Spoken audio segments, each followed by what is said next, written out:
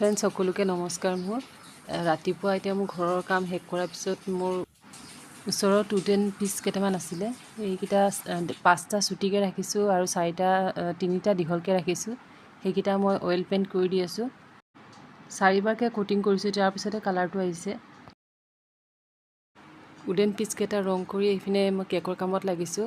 মই ইয়াতে পানী লৈছোঁ 92 গ্ৰাম, তাৰপিছত এইটো কেক জেল লৈছোঁ 6 গ্ৰাম, ময়দা লৈছোঁ 120 গ্ৰাম আৰু 75 গ্ৰাম লৈছোঁ চুগাৰ, পাউডাৰ চুগাৰ। তাতে মই এইটো ড্ৰাই ইনগ্ৰিডিয়েণ্টখিনি আগতে কৰি লৈছোঁ। 3 টেবুল স্পুন মই মিল্ক পাউডাৰ লৈছোঁ। এই কেকটো অৰেঞ্জ ফ্লেভাৰৰ এগলেছ কেক হয়। এইটো মই কৰ্ণফ্ল'ৰ লৈছোঁ 1 টেবুল স্পুন, 27 অইল লৈছোঁ আৰু ড্ৰাই ইনগ্ৰিডিয়েণ্টছখিনি গোটেইখিনি মিলাই মই 3বাৰকৈ মই চিফ্ট কৰি লওঁ। কেকটো আজি এগলেছ অৰেঞ্জ ফ্লেভাৰৰ কেক হৈ প্ৰথম বনাই আছোঁ আৰু বহুত ধুনীয়াকৈ হৈ গৈ আছে। বেকিং পাউডাৰ লাগিব, বেকিং ছ'ডা লাগিব। পানী আৰু কেক জেলখিনি মই হাই স্পীডত দি পেলাই বিট কৰি লৈছোঁ 2 মিনিটছমান। এতিয়া অৰেঞ্জ জুচ মই ওলাইছিলোঁ 1 কাপ, সেইখিনি মই পানীৰ লগত মিক্স কৰি দি আছোঁ। আৰু এইপিনে মই চুগাৰটো ঢালি লৈছোঁ, যোনটো ড্ৰাই ইনগ্ৰিডিয়েণ্টছ আছিলে তাৰ লগত চুগাৰখিনি ঢালি, পাউডাৰ চুগাৰখিনি ঢালি মিক্স কৰি লৈছোঁ। এতিয়া ময়দা অলপকৈ সেই লিকুইড যোনটো আছিলে তাৰ লগত অলপকৈ 3-4 ভাগকৈ মিহলাই বেটাৰখিনি বনাই লৈ আছোঁ। উডেন পিচখিনিও মোৰ শুকাইছে, পূৰা ভালকৈ শুকা নাই আৰু মই বাকী আছে। আজিতো কৰিবই নোৱাৰিম, এইটো অহাকালি এইখিনি কৰি ল'ম। এতিয়া বেটাৰখিনি ভালদৰে আৰু এবাৰ গোটেইখিনি ঢালি পেলাই মিক্স কৰি মই এতিয়া অন কৰি লৈছোঁ। 150 ডিগ্ৰীত ৰাখিছোঁ আৰু কনভেকশ্যন মড অনত ৰাখিছোঁ। ইপিনে অইলখিনি ঢালি পেলাই গোটেইখিনি মিক্স কৰি ল'ম। অভেনটো মই 45 মিনিটছ দিছোঁ, তাৰে 10 মিনিটছ লাগিব প্ৰিহিট হ'বৰ কাৰণে, বাকীখিনি বেকিঙৰ কাৰণে লাগিব। এতিয়া ভেনিলা এচেঞ্চ আৰু লেমন এচেঞ্চ দি পেলাই অলপমান মিলাই ল'ম। তাৰপিছত মই বেকিং ছ'ডা 1 টিস্পুন আৰু বেকিং পাউডাৰ 1 টিস্পুন আৰু বেকিং ছ'ডা 1/2 টিস্পুন দি পেলাই লাষ্টত সেইখিনি মিহলাই ল'ম। লাষ্টত যোনটো অৰেঞ্জৰ মই যোনটো বাকলিখিনি ক্ৰাছ কৰি ৰাখিছোঁ, সেইখিনি মই যেতিয়া বেটাৰখিনি ঢালিম তাৰ ওপৰতে দি আছোঁ।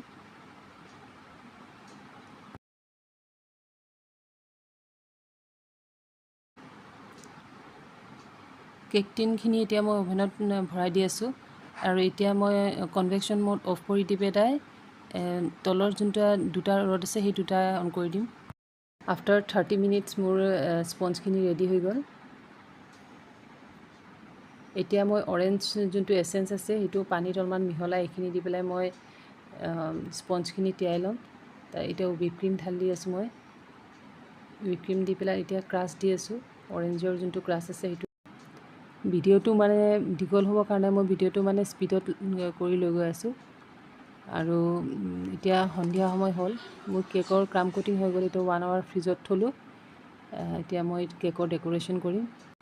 কেকৰ আইচিং কৰি পেলাই মই ফ্ৰিজত থৈ দিছোঁ আৰু এইপিনে মই ৰ'জকেইটা বনাই লৈছোঁ ৰেড কালাৰ দি পেলাই। এতিয়া সন্ধিয়া হৈ আছে, কেকটো কালি ৰাতিপুৱা নিব, মই সেইটো কাৰণে সোনকালে বনাবলগীয়া হৈছে।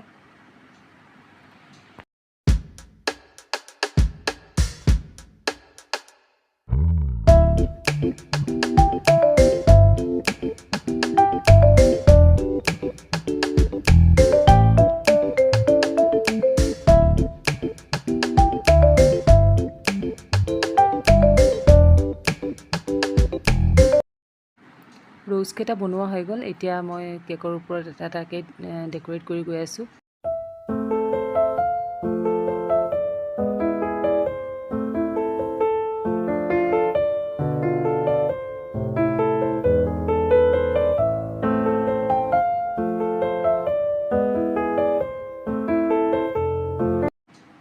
আজি কেকৰ ভিডিঅ'টো কৰাৰ কাৰণটো হ'ল, মই আজি অৰেঞ্জ ফ্লেভাৰৰ যোনটো কেক মই প্ৰথম বনাইছোঁ। মই অৰেঞ্জ ফ্লেভাৰৰ মই এগলেছ কেক বনোৱা নাছিলোঁ, এইবাৰ প্ৰথমে বনাইছোঁ আৰু খুব ভালেই হৈছে কেক।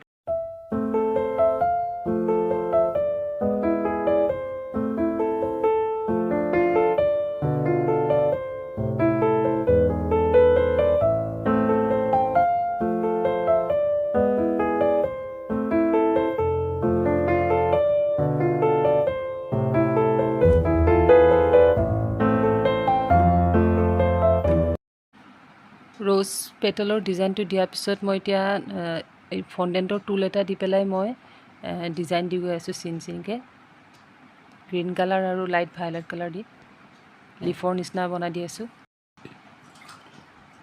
কেকৰ ডিজাইন দিয়া কমপ্লিট হ'ল।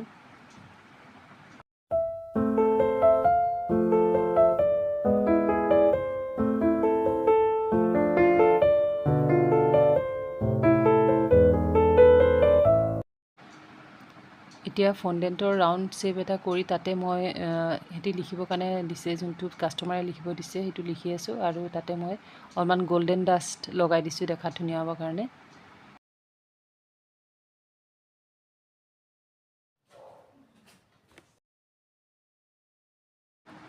আজি মোৰ ৰাতিয়ে কেকৰ কাম কমপ্লিট কৰি থ'লোঁ, ৰাতিপুৱা আহি পেলাই লৈ যাব কেকটো।